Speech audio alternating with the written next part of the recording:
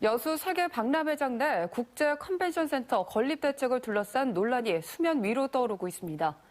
사실상 2022년 COP 유치 이전까지는 어려워졌다는 관측이 지배적인데요. 대처 방안을 놓고 시각이 엇갈리고 있습니다. 박광수 기자가 취재했습니다. 전라남도가 여수 세계 박람회장에 대규모 국제 컨벤션 센터 건립 계획을 제시한 건 지난해 5월. 하지만 7개월째 진척이 없습니다. 국비 확보 단계에서 발목이 잡힌 겁니다.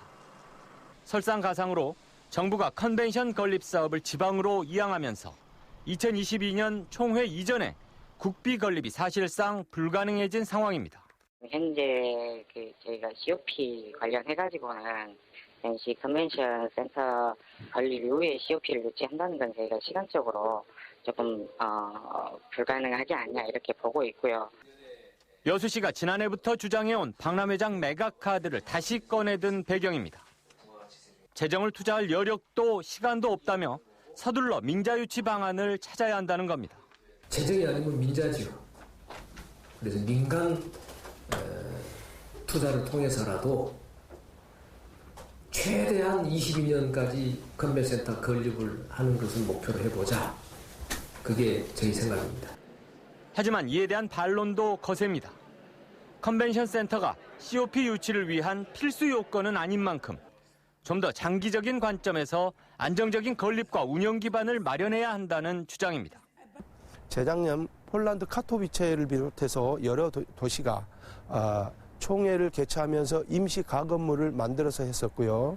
또 칠레 산티아고도 당초 가건물을 이용해서 회의를 개최하고자 했던 내용을 중심으로 준비를 했었던 사례가 있습니다. 이런 점들을 고려한다면 시사한 바가 있다고 생각을 합니다. 전라남도도 당장 민자유치를 추진하는 것은 성급하다고 보고 있습니다. 정부 재정 확보 가능성을 끝까지 검토한 뒤 민자를 타진하더라도 보다 신뢰할 만한 대상을 찾아야 한다는 겁니다.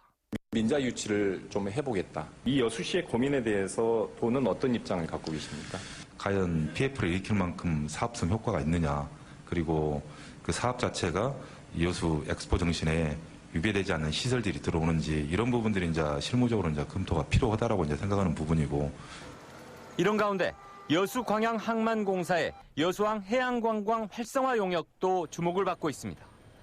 항만공사가 해당 부지를 남해안 관광벨트의 거점으로 확보한다는 보관인 것으로 전해져 컨벤션 센터의 연계 건립 방안도 거론되고 있습니다. MBC 뉴스 박광수입니다.